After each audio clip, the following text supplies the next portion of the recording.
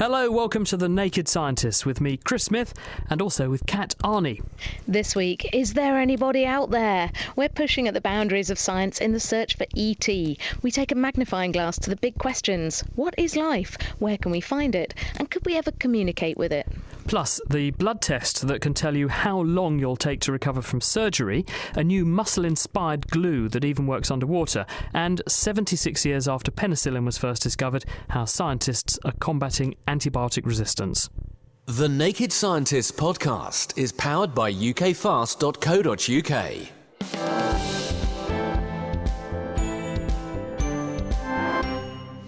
Now, if you or someone close to you has ever had major surgery, you'll know that it's a big shock to the system and it takes time to recover. But it's not the same for everyone, and while some people seem to spring back quickly, others end up exhausted and weak for quite a while. Anaesthetist Bryce Goodyear and his colleagues at Stanford University in California think they've figured out what causes these differences, and it could lead to new tests to help predict recovery time, or even new drugs to help you get back on your feet more quickly. There's a nice theory about the biology of the response to surgery or trauma. And I can take you back 40,000 years ago when the cavemen were fighting the saber-toothed tiger, and the tiger sometimes would just chop one of their legs or arm, and that was a major injury like surgery. Well, the body developed this way to deal with a major injury by producing a profound inflammatory response, fighting off pathogens and starting the wound healing process. But interestingly, after that, there's an anti-inflammatory response where the body is actually immunosuppressed. And associated with this immunosuppressed state is a sickness behavior. That behavior keeps the caveman inside the cave, away from the tiger, away from danger. It has an evolutionary purpose. But that's also what we're measuring when we're measuring recovery. It's this sickness behavior that you have to go through before becoming, coming back to your baseline and being well again. So basically our immune system just after the surgery kicks into action, and then afterwards it gets damped down, and this is what's making us feel bad. This theory has been around for quite a while, maybe 20 years, but it's pretty interesting that the immunological basis of this theory are really not understood. And that's the other question that we wanted to tackle. What are the cells that are important in this immune response to surgery or to trauma in general? And what do these cells do? And how do you relate what the cells are doing, the immune cells I'm talking about, how do you relate what they're doing with how patients recover? Tell me a little bit about what you did. What were you measuring in patients to try and find out what's the difference between them? The surgery was the hip replacement, which is considered a middle range to major surgery with lots of blood loss, significant trauma. And we studied a total of 32 patients. Clinically, we were following these patients every 3 days for a period of 6 weeks. And we're measuring very precisely their recovery using 3 parameters: fatigue, pain, and function. But at the same time, and that's where the approach that we took was quite novel, we used a new technology called CyTOF to profile the immune response of these patients with very, very high resolution. And this CyTOF thing, all it does is to measure many, many parameters in every cell present in a blood sample. And there's millions of these cells, about 2 million in each blood sample. This allows us to know what kind of cell it is, but also what the cell is thinking. What did you find in these patients' immune systems? The most dramatic finding was the expansion of a particular cell type. This particular cell type is present at very low frequency in your blood at baseline. You can barely measure them. And they expand dramatically after surgery, as much as tenfold. Not only that, but their activity level within the first 24 hours after surgery, those were strongly associated with how quickly a patient would recover from surgery. So if you measure their activity level shortly after surgery, you can predict what the patient would look like, weeks afterwards. What's the practical application? What can you do with this now that will help people? So several things. First, I wouldn't dismiss the information that you get from being able to tell a patient how long it will take to recover. But because we're getting at the molecular aspects of this immune response, now you can start thinking about different ways to target these cells pharmacologically and see if you can modulate their activity and intervene to improve patients' recovery. That's Bryce Goodyear at Stanford University in California. In March this year, the US BICEP team of astronomers claimed to have found the long-sought evidence for cosmic inflation, one of the mechanisms that underpins what happened in a fraction of a second after the Big Bang when the universe began. Inflation has been theorised for decades, and the results caused quite a big stir in the scientific community, with talk of Nobel Prizes being awarded to the astronomers concerned. But just this week, these findings have been called into question because Europe's Planck satellite mission published data suggesting the BICEP results might have been contaminated by cosmic dust. Greer Jackson is with us. She's been looking at the story. So what's, first of all, the background to this? As you mentioned already, inflation was a theory developed in the 80s to help explain what happened in the first trillionth of a trillionth of a trillionth of a second after the Big Bang. And what happened in inflation is that space expanded very, very fast, faster than the speed of light, from something the size of a proton, so smaller than an atom, all the way to what we now see as the observable universe. And this happened all within a fraction of a second. So according to this theory, the expansion would have caused a sort of ripple in space and time, waves of gravity. And these waves and ripples have left like a pattern on the sky, so to speak, that we could potentially now see. And this is what BICEP have claimed to have seen, this polarised cosmic microwave background radiation, or CMB. So if these waves are there, then it lends credence to the theory of inflation. It tells us what must have happened in the early epoch of the universe during those very, very early times when it was growing very rapidly. Precisely, yeah. It puts us that much closer to seeing the origins of our universe and how it came to be. And I've heard about physicists talking about this could be, discovery of their lifetime sort of thing. So it's caused a really big stir in the scientific community. A ripple even. Yeah. A ripple, yes, precisely. Not just in space-time. And what has Planck now done? Because to put this into perspective, Planck is a satellite mission that launched from the European Space Agency 2009, I think it was, wasn't it, to try and probe some of these and other questions. So what is the Planck probe saying? It's worth just stepping back a little bit here and talking about what BICEP did. So BICEP looks at a very small section of the sky and is looking at one frequency or colour, and that's what they were monitoring in the sky, whereas Planck looks at a huge area in the sky and is looking at multiple frequencies. And these frequencies that Planck is looking at are much more sensitive to things like cosmic dust, the dust in the sky from asteroids, comets, and when stars explode. So what Planck have now done is they've looked at exactly the same area of the sky that BICEP have looked at, and they now think that actually there's a much more dust than they previously thought, and this dust is imitating the polarised CMB.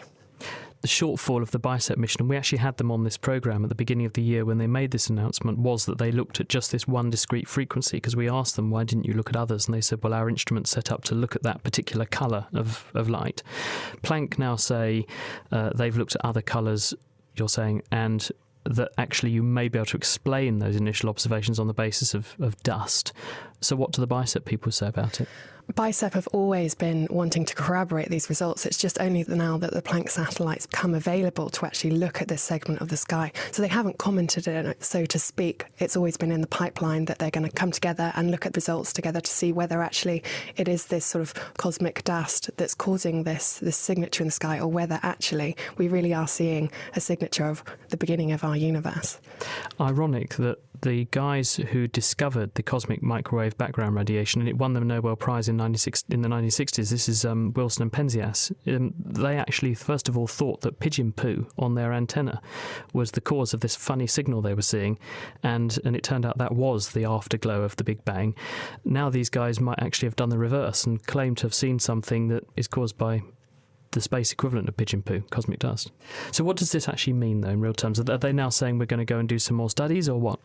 So the Planck people and BICEP people are now coming together to look at the results because, as I said before, they're quite different data sets, apples and oranges, if you like. So they're now looking to put these results together, see what the results are, and we should actually see something coming out at the end of the year, whether it was dust or whether we are seeing the beginning of our universe. So there may still be a Nobel Prize up for grabs. Greer, thank you very much. Greer Jackson. And Planck's data that Greer was describing was published just this Monday gone in the online journal Archive. Still to come, what decides whether caterpillars go for bright warning colours or the camouflaged look? But first, how muscly are mussels? These shellfish produce sticky protein substances that they use to anchor themselves to rocks and other surfaces. Now, by adding the gene that the mussels use to make this glue to E. coli bacteria, scientists from MIT have been able to produce a powerful adhesive that will work underwater, and with applications ranging from repairing ships to sealing up human surgical wounds. Amelia Perry spoke to Timothy Liu, who led the work. Well, mussels have this really impressive ability to stick to surfaces underwater. And so what we've been inspired to do is to use the tools of synthetic biology to see if we can take those proteins and try to put them into an artificial system to make them better. So what we did was to actually combine the adhesive properties of mussels with the adhesive properties of bacteria. What we've done is to fuse those muscle foot protein genes with genes in E. coli that encode the production of what's known as curly fibers. Curly fibers are these extracellular fibers that bacteria make, and they're self-assembling fibers. And so what we've done now is to make these curly fibers fuse with the muscle foot proteins such that we have a big jumble of these fibers on the outside of the bacteria that display these muscle foot proteins, thus allowing us to get very strong adhesion to surfaces. So you inserted genes from the mussels, put them into E. coli, and essentially used them as mini bacterial factories in order to produce this glue. But how did you go about extracting it? That's right. So we took the DNA from the mussels. We can combine it with the DNA that encodes the curly fibers from E. coli. And then we basically insert that hybrid set of genes into bacteria and have them be factories to make a lot of these sticky, curly proteins. Now, the interesting thing is when you do this, the bacteria essentially make tons and tons of these fibers. And what you can do is extract fibers from the bacteria either by cracking the cells open and pulling out those proteins. And then what we do is purify those proteins and then assemble the fibers in a test tube. Are you producing enough of this glue for an industrial scale here, or is this still very small steps at the moment? We've been primarily focused on small-scale production because we wanted to first verify that the materials have the desired properties. That being said, because we're making these glues in bacteria and there are a lot of well-validated industrial processes for making proteins out of bacteria, we believe we can scale this up into much larger settings to make practical scale materials. There are a lot of potential applications. One, obviously, is to use the glues for underwater repair of ships and other underwater materials. Another possible application is to actually use this glue in patients, where you often want to adhere different pieces of tissue together in wet conditions in the body during surgery or other medical operations. Finding good underwater glues that can stick surfaces together and maintain that adhesive nature is a challenge. And so we think that with further development, these type of glues may also be useful for human applications. Timothy Liu at the Massachusetts Institute of Technology, and they published that work this week in Nature Nanotechnology. If you'd like to get in touch with us, the email address chris@thenakedscientist.com. You can also find us on Twitter @NakedScientists. Don't forget, we're talking this week about the search for ET. According to the government's chief medical officer, Dame Sally Davies, the danger posed by bacteria becoming resistant to antibiotics should be ranked along with terrorism on a list of threats to the nation. We need to tackle this problem head-on by creating new antibiotic drugs, by using the ones we've got more carefully, and by developing new strategies to stop superbugs taking hold in the first place. This was the message at a conference in Cambridge entitled One Bug, One Drug. Representatives of pharmaceutical companies and drug discovery ventures got together to develop a plan of action. I went along to meet some of them and to hear about the approaches they're taking. Dame Sally Davies wasn't there this time, but her deputy, David Walker, was. We're facing a very important problem here. Progressively, bacteria are becoming resistant to antibiotics. Over the last 20 years, we've seen a decline in the production of new antibiotics, and so we face a problem in that we are having fewer and fewer antibiotics to treat more and more infections. And if we take this to its logical conclusion, what's the end of the story? Well, if we're not able to produce a steady supply of new antibiotic products, then more and more infections are going to become more difficult to treat, and some of the more conventional procedures we use in medicine are going to become much more risky. Things like transplantation, joint replacements, and of course the treatment of classical infections will become very difficult. Is there any evidence that this is actually happening? Yes, well, we are seeing increasing numbers of infections by resistant organisms, and these not only have worse outcomes, but they're also much more expensive to treat. Let's talk to a group of people who are actually working on pioneering the next generation of treatments to address the issues that David's raised. I'm Michael MacArthur, Procada Biosystems. What we're trying to develop is a new class of antibacterials. We do this by taking small fragments of the bacteria's own DNA, and these bind to key proteins called transcription factors that control gene expression.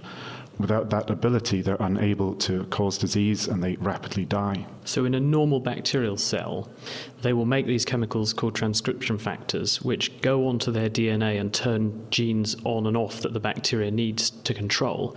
You're saying if you put in bits of the bacterial DNA artificially, they could soak up all these transcription factors so they don't go where they're supposed to, and this is going to disrupt the ability of the bacteria to control themselves. That's right. It's a very simple approach. This means then that because you know what the genetic sequence of the bug you want to treat is, you could make little pieces of DNA, which means that they will exclusively target that microorganism, which would leave the good bacteria in the body untouched.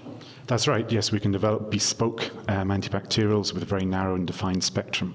Where are you with this? Is it ready to go? So we're in the process of taking things into animal models. So that puts us about 4 or 5 years out from what we would hope would be the successful clinical trials. My name's Ewan Harrison and I'm a researcher in the Department of Veterinary Medicine at the University of Cambridge. We're working on MRSA, which is methicillin-resistant Staphylococcus aureus. In one form, it is a hospital superbug that's caused massive problems. We're also interested in this because there are some kinds of MRSA that are now starting to become a problem, particularly in continental Europe, and we think this is coming from animal populations, in particular pigs. And we're working using genomics, so this is sequencing the DNA of the bacteria, to look at how the bacteria is moving from animal populations into people. And so to do this, we construct a family tree of the bacteria, and we look for the direction that we think that the bacteria are moving. Hello, I'm Vanya Gant. I'm consultant microbiologist at UCLH in London. I'm leading a group to develop some diagnostics whereby you can find those antibiotic-resistant bugs more quickly. But my other interest, which I think really does need to be followed up, relates to probiotics. These are the so-called good bacteria, and they live in our bowels. And one of the things they do is they keep the bad bacteria out. I have a very strong suspicion that it might be possible to keep the bad bacteria out by feeding people large amounts of probiotics. This will outcompete the bad guys, but only in the intestine, surely. I mean, if one of your patients has already got an infection in their brain or in their chest, you can feed them all the bugs that you like, but it's not going to treat their chest infection. Yes, that's true, but in my field of work, I'd say well over 3/4 of the life-threatening infections arise from those bugs that live in the intestines, and when you haven't got any immunity, they then end up in the blood and the brain and wherever else they can cause trouble. Have you got a strategy that will enable us to do this? Well, yes, I have got a strategy. The big problem with probiotics is that 98% of them, as you buy them over the counter, just do not work. Because you eat them, they go into your stomach, the acid kills them, and they don't actually ever end up in your intestines to do you any good. So people are wasting their money effectively, aren't they? That's exactly right. I know of one or possibly only 2 compounds in liquid form in this country that survive stomach acid and actually do what they say on the tin. We have to do a proper trial whereby half the patients get the probiotics and the other half don't, and we have a look for positive health benefits in terms of controlling antibiotic resistance and possibly even being able to get rid of the bad bugs that have set up home in these patients' intestines. UCL's Vanya Gant with what sounds like pretty damning indictments of most probiotics. Kat. Brightly coloured caterpillars are commonplace in the garden. Their colour acts as a warning to birds that they taste unpleasant and shouldn't be eaten. But other caterpillars, which you probably haven't noticed, prefer to go undercover. They adopt what's known as cryptic colouring, camouflaging themselves to blend in with the greenery. But why would different species use such different tactics to avoid becoming a blackbird's lunch? That's a mystery that Hannah Coco has been trying to solve with the help of some plasticine and a bike. One thing that a caterpillar needs to do is to grow, but the other very important thing it needs to do is to avoid being eaten. And some caterpillars seem to do this by trying to hide as well as they can. So they have cryptic coloration. It's really hard to find them in vegetation. But others seem to do exactly the opposite. They look extremely brightly colored. They have stripes, they have hairs, all kinds of things. And these are basically signals that if you're going to eat me, something nasty will happen. So they are often toxic. But the question is, why do we have both strategies in use in nature, and what determines who does what? How do you figure out what's going on? The method was actually really clever here. So we had this PhD student with a bicycle, and she was going around the entire area and placing tiny little artificial larvae that everybody had created out of plasticine. And these could be either cryptically colored, so hard to find, or they could have this sort of very bright orange spots. And she placed them in vegetation. And the nice thing about plasticine is that if you're a bird that tries to attack this larva, you can see that later, because of course the bird can't eat it, but there's these beak marks that are left there later. So we can come back to the same places again 5 days later and then see which larvae have, so to speak, died. I don't think I've ever heard of a scientific experiment involving a bicycle and plasticine before. That's a great idea. Yeah, it wasn't me who came up with that, but it's great. So what did you find? I mean, which were the kind of the little brown and green larvae? Did they get eaten, or the brightly coloured ones? There was a really clear change, actually 2 changes over the season. So very early in the season, when there's only adult birds around, they are still incubating, there's no fledglings, the bright coloration was actually a protection. In the middle of the season, it was very different patterns. It was actually better to be cryptic, and then late in the season, it switched again. So the interpretation is that in the middle of the season, we have these young birds. They have no idea about life. They just go for whatever is easy to find. So that's when the brightly colored caterpillars get attacked. They get eaten. The birds are learning, but in the process, they are killing their prey. Later in the season, they have actually learned that, this brightly colored thing might actually be very distasteful. So therefore, I better avoid it. So late in the season, it's again better to have these warning colors from the caterpillar perspective. We looked, in addition to this artificial experiment, we looked at almost 700 species, all the relevant species of caterpillars that actually occur in Finland, where the study was conducted. And it looked like they did have different strategies depending on when in the season they are growing. If it was a very early occurring species, so that the larvae are eating their things in early June and so on, then they were bright. In the middle of the season, they were trying to hide as well as they could. And the late occurring species, they were again really bright, which is kind of cool because it totally matches the survival pattern that we get in the plasticine experiment. This is a lovely example, I guess, of the insect population almost working in tandem with the bird population. Do you think this is going to happen for other systems if you look at that? Of course, they have totally different goals. I mean, the birds want to find food, and the caterpillars want exactly the opposite. They don't want the birds to find food. But I could imagine that these sort of species communities in general, there can be interactions between species that you wouldn't initially think about, because essentially what's happening here is that the late occurring caterpillars, they are kind of exploiting you could call it the education effort of the earlier occurring species that are teaching their predators year after year again that these are the colours that you should be avoiding. Hannah Coco from the University of Zurich. Also in the news this week, we've been getting our heads around making the right choice. Do you base your decisions on past experience or go for a completely random approach? A study in rats uncovers how the brain copes with complex choices. You can hear this interview along with others at thenakedscientist.com/specials. On to the main part of the show now. And this week we're looking for life beyond Earth.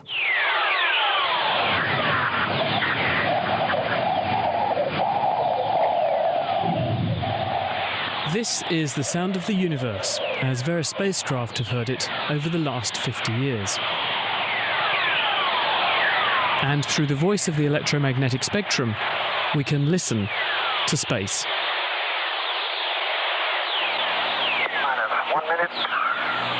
T-minus 1 minute and counting.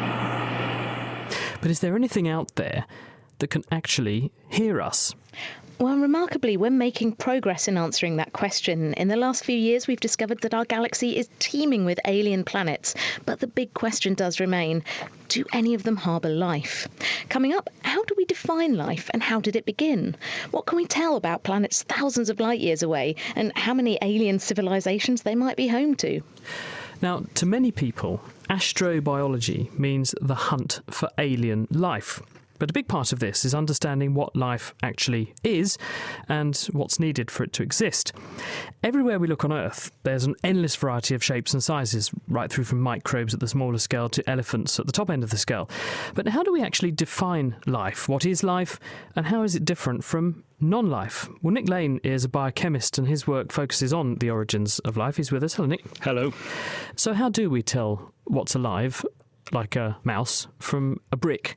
Because chemically they're both made of very similar things.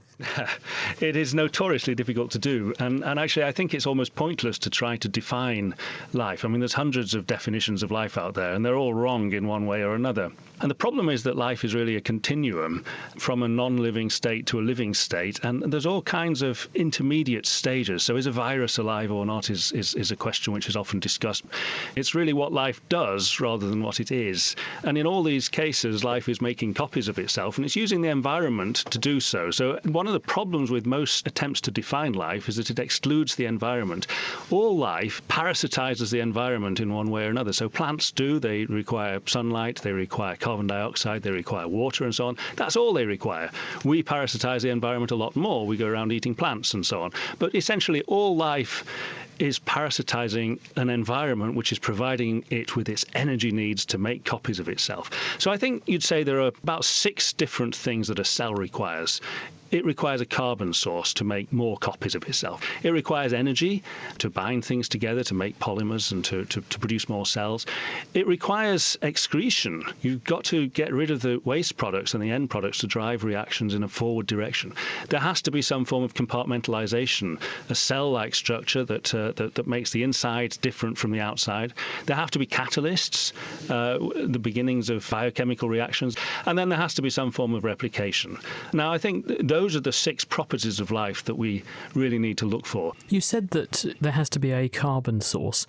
To what extent is the life we see here on Earth so unique to this environment that you're not going to find it anywhere else? Or do you think that if another planet Earth-like environment exists out there, that life will take exactly the same pathway of evolution that it has here, and we will be looking at our mirror image out there somewhere? I think there's actually a good argument to say that life could end up, at least at the bacterial level, remarkably similar. I mean, there's a strong argument to say that carbon is really better than anything else. It's much better than silicon, for example, at forming complex bonds between molecules. And it's also available, carbon is far more available in the universe than silicon. And also there are gaseous carbon oxides, carbon dioxide and so on. It's like a Lego brick, whereas silicon oxides are sand and so on. You can't really bootstrap yourself up from the ground with sand. You can't build on sand. So you're sort of saying that because the rules of physics and chemistry are universal throughout the universe, therefore exactly the same constraints will exist wherever you live, Milky Way or even the Andromeda Galaxy, and therefore you're going to end up following the same sorts of pathways? I think, yes, it's possible. We can conceive that life could have operated in different ways. But if you think about the probability of finding life, carbon, water, the kind of rocks that are required for hydrothermal systems and so on, they are all very common. So the kind of life that we have here is likely to be the kind of life that we find elsewhere as well. The Earth's 4.5 billion years old. So how long after the Earth formed did life first pop up? Well, we don't really know. There's a lot of arguments about it. A kind of glib answer would be about 4 billion years ago. There are fractionated isotopes of carbon and so on in ancient rocks from about 3.9 billion years ago. There's a lot of debate about whether that signifies life or not. But I think most people think, on balance, it probably does. Where do you think that life came from? What sorts of theories are out there to explain how life arose? Did it arrive de novo, in other words, from scratch here? Or is it possible that it could have had some kind of injection of some processes from, say, outer space? Well, we know for sure that there have been plenty of organic molecules delivered from space on meteorites. There's no question about that. Whether that prompted life on Earth in some way, conceptually, what it does really is stock a soup, and so conceptually it's not really any different to, say, the Miller-Urey experiment from 50, 60 years ago, showing that lightning and UV radiation and so on can also produce organic molecules. So can hydrothermal vent systems. It's actually remarkably easy in some ways to produce organic molecules and remarkably difficult to get beyond a soup. So would you be in favour then of the idea that life just spontaneously started, or do you think that actually that there is credence to this idea that there could have been life coming from elsewhere, maybe intact life coming from elsewhere in the universe? There's no evidence to suggest that it did. And actually, I think it's a pointless theory in the sense that if it did come from somewhere else, well, we still don't know any more about how life started elsewhere. I think we'll never know exactly how life started on Earth. But what we can know are what are the principles that lead to the origin of life from a non-living environment. And that's what we're looking for in trying to understand the origin of life here. And panspermia, the delivery of life from space, it just moves the problem somewhere else. So it's pointless. Nick Lane from UCL, thank you very much. We're stepping away from Earth now to look at our closest planetary neighbour, and it turns out Mars is getting a bit crowded. A new NASA vessel slipped into the red planet's orbit last week, followed closely by India's satellite, sending back its first pictures of the Martian surface, while a number of other countries, Russia, China and Japan, have all announced space programmes to explore the red planet. But why? Well, rather than looking for little green men, actually, they're searching for evidence that Mars was once habitable, and if so, whether there might be any fossilised evidence of organisms there. And we're joined by Dr. Lewis Dartnell. He's an astrobiologist specialising in this. Hi, Lewis. Hello. What makes Mars a potential climate for life, and what sort of life might we be looking at? Well, in many ways, at least early Mars, the kind of primordial Mars, was very much like the early Earth. We think it would have been a warmer, wetter world than we find it today. And with the rovers that you've just been mentioning, we found extensive evidence for kind of rivers and babbling brooks.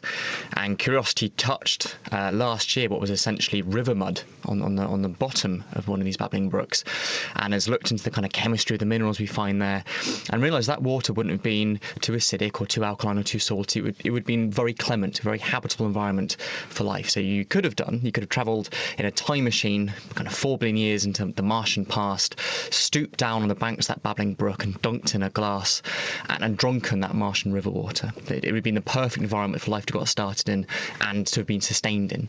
We're talking just about bacteria. Yeah, exactly. So we're not talking about little green men, perhaps little green cells. Perhaps there's things like cyanobacteria, which photosynthesized on Earth and would have been pumping up our oxygen-rich atmosphere. Maybe there's something as complex as cyanobacteria on Mars, but we're not hoping for multicellular life, and certainly not kind of bug-eyed aliens.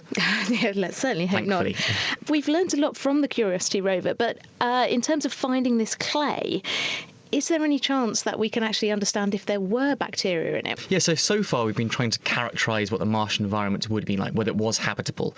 And what we really want to be doing next is to see if life did get started there, if we can find so-called biosignatures or signs of life. And what I'm directly involved in at the University of Leicester is the next ESA, the European Space Agency mission, called ExoMars. And this will have life detection equipment on board. It's got something called a Raman spectrometer, which can tell you not just the kind of minerals you're looking at, but if there's organic molecules or other signs of life. So this is a really exciting mission to be working on. And when you think about life on another planet, we think about life on our own planet, it's all based on DNA and this kind of thing. And is there reason to believe that life on other planets would be based on that kind of nucleic acid? Well, as Nick was saying a bit earlier, carbon is just really good at doing chemistry. And so if we're looking for life on other planets and moons, we're going to be looking for organic chemistry, organic life, because simply we know it works. Hi, here we are. So it makes most sense to look for the kind of life that A, you know works, and B, you would have a good shot at detecting chemical signs of it. But also you don't want to be too specific. You want to kind of keep quite an open mind and perhaps not look for things like DNA itself, but signs of complex organic chemistry in general. So there's always that kind of dramatic tension between trying to be broad-minded so you can find stuff which is by definition different to you, alien, but also have a good chance of finding it. And I guess if you did find DNA, that might tell you that perhaps there is credence to their sort of DNA or organisms floating about in space and hopping off on different planets. Well, actually, DNA isn't particularly stable in rock over long periods of time, and we'd be looking for things like amino acids. And what actually might be the very best outcome for life on Mars, if we find organic molecules and we find amino acids and realise that those amino acids are the same handedness as life on Earth, i.e. that they have selected the same mirror image version of amino acids, that would be a very intriguing outcome, but also might be quite frustrating because we would find it difficult to be able to tell if we'd find Martian life, something that had its own independent genesis on Mars, or maybe found terrestrial life that contaminated Mars, either billions of years ago inside a meteorite, or perhaps more recently with one of our own dirty probes. Perhaps we kind of finding our own dirty fingerprints. So the best possible outcome would be to find amino acids on Mars that have got one particular handedness, i.e. is definitely a product of life, but is right-handed, not left-handed, because that would tell us it is Martian life, not terrestrial life. And what you've said implies that we might be looking for life that is long gone and not there anymore. Do you think there's any chance that there could be kind of living life? So the Martian surface today is a really unpleasant place to find yourself, and the whole planet suffered some kind of environmental catastrophe, some kind of climactic decline. So life on the surface has probably been driven extinct, and the surface of Mars now is drenched in ultraviolet radiation and radiation from outer space, the cosmic rays that I study. But you only have to go a couple of meters underground to get protection from that. But if you're looking for life that is like living and active today, you'd probably have to go several kilometers underground, where the warm innards of the planet enough to have thawed out that ice into liquid water, which is what active life needs. So perhaps decades and decades down the line, we might start envisioning almost kind of industrial action on Mars to drill very deep into the crust and find if there's an active biosphere down there. So future generations of scientists, when we land there, they'll be like digging down, looking for the alien civilization. Exactly. For that, you would probably have to have humans on Mars rather than just robots, which we're sending at the moment. But I mean, are you optimistic that we will find life there? Where do you sit on the scale? I've kind of bet my career on it in that sense, that I'm pursuing a career in astrobiology, and I think there's a good enough chance to find something in my career, my lifetime, that it is worthwhile to kind of be spending time on. I just find it absolutely fascinating as well. Like there are a few areas of science which I think are so potentially profound if we get the answer we're looking for. And you find yourself staring up at the night sky, just looking up at it, going, wondering if anything's blinking back, waving. Do you wave? No, do you wave, Kat? Sometimes. It's a little window into your psyche there. Just in case. Anyway, we'll be coming back to both Lewis and Nick Lane later. That's alien hunter Dr. Lewis Dartnell and his quest to find microbial Martians. You're listening to The Naked Scientists with Chris Smith and with Kat Arney. We're looking for extraterrestrial life this week. But first of all, how do we find a potential home for intelligent life? Well, one way is by looking at the Goldilocks zone. This is the planetary zone around a star where it's not too hot and it's not too cold, just like the porridge. And measuring how the spectrum or colour of light from a star changes when it passes through the atmosphere of any planets can tell you what's in the atmospheres of those planets. And someone who's doing this in a technique similar to it is astrophysicist from Cambridge, Eleanor Backus, who's with us. I've given the noddy guide to this, but explain in a bit more detail actually how this works. How can we tell what is in the atmosphere of a far distant planet, light years away? So certain molecules that you have, or certain chemical elements, they absorb and re-emit different colours of wavelengths. So if you imagine looking at a white light source and you split this light up into different colours like you would if you're seeing a rainbow, we're looking for colours that are missing or colours that are more intense than we might otherwise expect them to be. And that will give us an indication of what sort of elements or compounds are in the atmospheres of these planets. I mentioned that the light coming through the atmosphere, do we only look in that way, or could we look at the reflected light from an orbiting planet and do the same thing? Yeah, so that's a lot more difficult, but what you basically have here are two different methods of looking at the spectrum of a planet. The one where you have the light coming through the atmosphere is known as transiting, so you're looking at the planet as it passes in front of the star. And then the other method that was mentioned is actually what I work on, which is called direct imaging, and we're looking for the light that's coming specifically from the planet. And this light, in the cases where the planet's habitable, will be light reflected off the exoplanet's atmosphere that's actually coming from the star. How far away are the objects you're studying?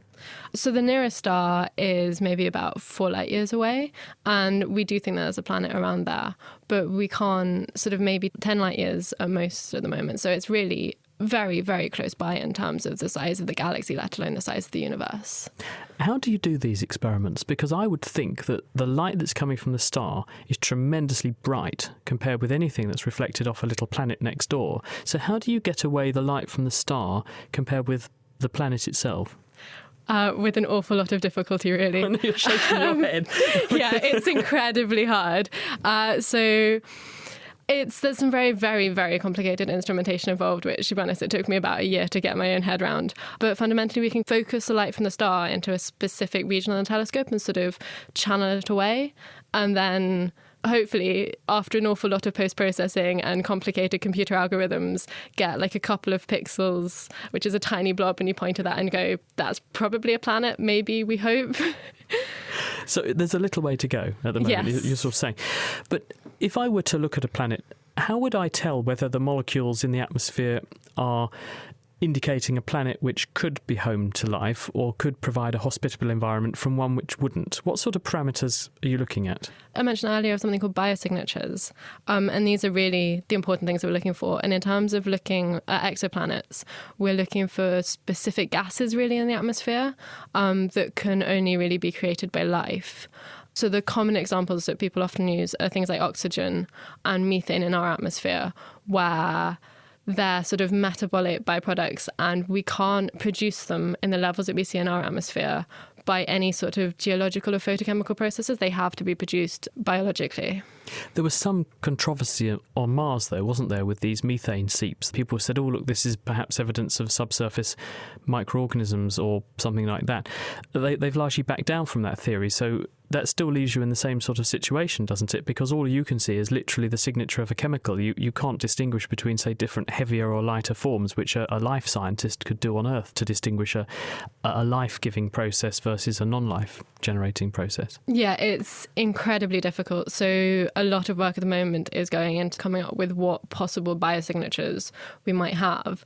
And to be honest, I don't think we really have any at the moment that are definitively, if you saw this, you would know there was life there. All of them have a kind of false positive scenario, which we would have to sort of try and rule out by just looking at maybe other elements that we can see in the atmosphere, or trying to find out sort of more fundamental parameters about the planet, so where it is in the habitable zone, that sort of thing. Well, Eleanor, good luck in your hunt for habitable planets. That's Eleanor Backus. She's an astrophysicist from the University of Cambridge. So we can probably detect places that might harbour life, and we might be able to tell whether it's intelligent or not, perhaps. But what are the odds that it's there at all? 50 years ago, astrobiologist Frank Drake proposed an equation that now bears his name to estimate the likelihood of discovering intelligent extraterrestrial life in the galaxy. Astrophysicist Duncan Forgan has been using computer modelling together with recent astronomical discoveries to build on Frank Drake's work to get a more accurate idea of whether there's anybody out there, as he explained to Greer Jackson. Well, the Drake equation is a series of 7 or 8 terms, depending on who you speak to. These terms get multiplied together, and when those terms are multiplied together, you get a number. And that number tells you, if you look up in the night sky, that's how many communicating intelligent species there are. Okay, so in this Drake equation, you start with how many stars are forming every year in our galaxy, and then you subtract out all the stars that don't have any planets around them, right? Because you can't have life there. And then you subtract out all the planets that are too far or too close to the sun to support life, and so on and so on. You get the idea. Until finally, you come up with the number of planets with intelligent life that could transmit radio signals and be alive right now. So when you slot all the numbers into this equation, what do you get? Typically, when I try and write down numbers in this equation, I get the total number of intelligent civilizations to come out in quite small numbers, so say 10 civilizations in the Milky Way at this point in time. 10. Does that include us or exclude us? Strictly speaking, that includes us, so you should take one off. It should be 9. 9? That's even worse. Yes, it's quite a tough challenge. Before we get into this, I should just point out that SETI scientists and astrobiologists don't use Drake's equation as a predictive tool. It's quite clear that it's very simple, and it kind of cuts out a lot of the nuance and the sophistication required to make an answer to that kind of question. I'm wondering, though, 50 years on, is there not a better way to make a more informed guess? Other ways you can look at this question would be to say, okay, we have statistical information on how stars form. We can say things in a similar vein about the masses of planets. We can say things about the likelihood of them existing at a certain distance from the star. So you can build up a statistical picture of what the Milky Way looks like in terms of its star and planet population. And once you have that, then you can essentially build a model in which you can test different scenarios. So what predictions have you been able to make? So when I first started doing this, I ran several different scenarios. Some were quite optimistic and some were quite pessimistic. And over the course of the Milky Way's existence, I showed that there would be somewhere between 330,000. Not so many, given how many stars and planets there are out there then. That's right. Of course, these are very speculative numbers still, because we're still stuck with the same problem that we just don't know how life forms on other worlds, and we don't know really how that life becomes intelligent. So you're still saddled with these uncertainties.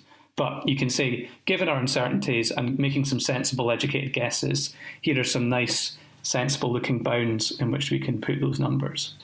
Even when you take a fairly optimistic view of the equation and you put in some quite generous values for some of the terms, and if you get a number that's, say, tens of thousands, which sounds like a much bigger number, the Milky Way is very big. It's very big in space. It's about 100,000 light years across.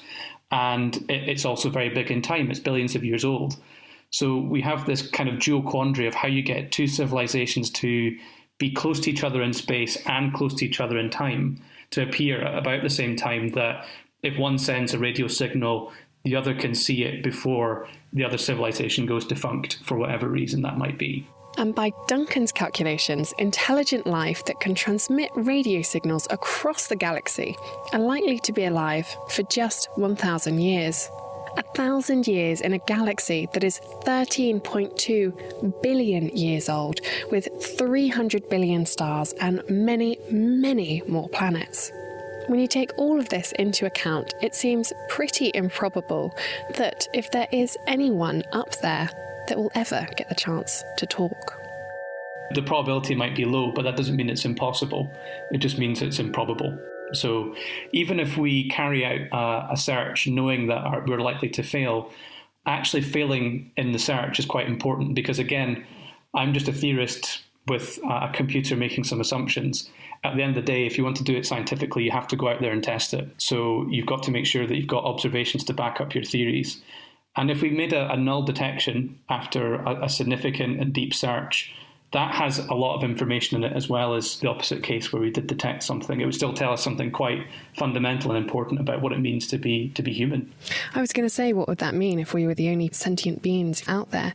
It means that our existence is quite lonely and quite unique, and that human life in itself is even more precious than we might have thought originally. And in some senses, I guess, then that would also mean that intelligent life of the whole galaxy rests on our shoulders. Well, in that sense, the stewardship of the Earth is not the only thing we're stewards of. We become stewards of a much larger volume of the universe, and we have to be very careful and look after it if that is the case. So again, that has very strong implications for how we should behave as a civilization. Dr. Duncan Forgan from St Andrews speaking with Greer Jackson. Now, Duncan raises some pretty important issues there about the likelihood of ever being able to find and communicate with life in our galaxy, let alone the universe. Given that the chances are so slim, should we really bother? Would the money, the time and the effort and so on be better directed elsewhere? Well, let's first of all put that question to Eleanor Backus from Cambridge University, who is looking for, as you just heard, planets out there and finding out the composition of their atmosphere. But are there spin-offs of your technology, do you think, Eleanor? Yeah, so to be honest, there's an awful lot of funding around for exoplanets at the moment, because it's a really trendy subject in astrophysics. There's a lot of grants for it, and this is pushing our technology, because it's such a difficult problem. It's pushing technology to sort of limits that people couldn't really imagine before, and this has sort of spun off into medical uses as well. So sort of some of our telescope technology is actually used in looking at people's eyes. Is one of the uses I came across that I wasn't aware of before, which is pretty astounding. It's ironic to think of turning the telescope round, isn't it? Yeah. And taking something very powerful to look at something very minuscule. I think also someone said to me that if it wasn't for astronomy and astrophysics, we wouldn't have Wi-Fi that we all use on the internet every day. And of course, the SKA, the Square Kilometre Array, world's most powerful telescope they're building, that's going to generate as much data in a day as the whole world generates in a year at the moment. So we've got to marshal big data better. Nick Lane, what do you think about this whole business of looking for life out there? Do you think we should be looking for life in Cambridge before we should be looking for life elsewhere in the universe? Yeah, I think it's overwhelmingly likely that life will arise on more or less any wet, rocky planet, including Mars. I would agree with Lewis. I would be very disappointed if it hadn't. But complex life, like ourselves, I think that's far, far more rare. All complex life on Earth only arose once in 4 billion years. And so that's highly improbable for whatever reasons that we're trying to understand. Should we therefore look for complex life out in the rest of the universe? I would say yes, because because we don't understand what the reasons are here. We're trying to get at it, but again, observational data is the only thing that's going to give us any kind of an answer. And Lewis Dartnell, in 30 seconds, SETI, yes or no? My personal belief is that SETI will not detect anything. There is no other intelligent civilization in our galaxy. However, I think we should still be looking for it because it's an incredibly cheap thing to do, but the repercussions would be so incredibly profound if we find an interstellar text message tomorrow. Ed Wilson's tweeted at Naked Scientists, we can surely never know that there are no other communicating species out there. And if you would like to get in touch with us, it's chris@nakedscientist.com, or you can tweet at Naked Scientists. Thank you very much to our studio guests this week, Lewis Dartnell, Nick Lane and Eleanor Backus. And now, to finish the programme, we have Question of the Week with Amelia Perry, who's been on a quest to find out the history of mankind. We've been busy discovering the answer to this question from Colin in South Africa. How many people have ever lived since Homo sapiens evolved? And secondly, how would one calculate this number? Carl Horb, a senior demographer at the Population Reference Bureau, has been tapping away on his calculator to work this out, and he arrived at this number. 107,602,707,791. That's very specific, but how on earth did Carl work this out? Any estimate will require two factors. First, the length of time Homo sapiens are thought to have been around, which is agreed to be about 50,000 years ago. And second, the average size of the human population at different periods in time. Richard Weber, a statistician from the University of Cambridge, explains how Carl calculated this. To find that number, what one really needs to know is what have been the birth rates and death rates of human beings throughout all of history. And then one can do a calculation from year to year, how many new people are born, how many people die, add that on, and keep doing that year by year to figure out the world's population today and the number of people that have died along the way. Well, it's thought that 50,000 years ago that people didn't live very long. How do we know that people only lived on average 10 to 12 years? Well, by looking at skeletal remains and doing carbon dating and things like that. That means that 1/12 of the population is dying each year, and the birth rate must be at least that amount to keep going. In modern times, of course, it becomes to be a bit different. In modern times, people live on average longer, maybe 65 years. The birth rate is less, and maybe only 20 births per thousand per year. If we adjust these figures through history and make sensible assumptions, then we can arrive at this figure of 107 billion people who have ever been born. That's a massive number, and increasing as we speak. Estimates state that across the world, 4 babies are born every second. So in fact, whilst you've been listening to The Naked Scientists, 15,045 more people are now living on our planet. Thanks to both Carl and Richard. Next week, we're finding out the answer to this electrifying question from Ahmed from South Africa. I was struck by lightning twice while I was on the telephone. On both occasions, my ears were ringing for days and the pain was excruciating. What I wish to know is, was I just unlucky or am I prone to attract lightning? Is there anything I can do to protect myself in the future? Unlucky Ahmed. So what do you think? If you've got an idea about how best to answer his question, you can email chris@thenakedscientist.com. You can find us on Facebook, or you can tweet at Naked Scientists, or join in the debate on our forum. That's thenakedscientist.com/forum. That is it for this week. Thank you very much to Greer Jackson for production. Join us next week when we'll be kicking off the month with our Future Of series. We'll be diving forward to see what the next 100 years holds for us. How will we cope with the problems of climate change and overcrowding? And will we be flying around in drones, powering our mobile phones with our heartbeats, or living underground in earth scrapers? All this in the next month, so do join us next week for our first episode. The Naked Scientist comes to you from Cambridge University. It's supported by the Wellcome Trust, the STFC and the EPSRC. My name is Chris Smith, and thank you very much for listening. Until next time, goodbye.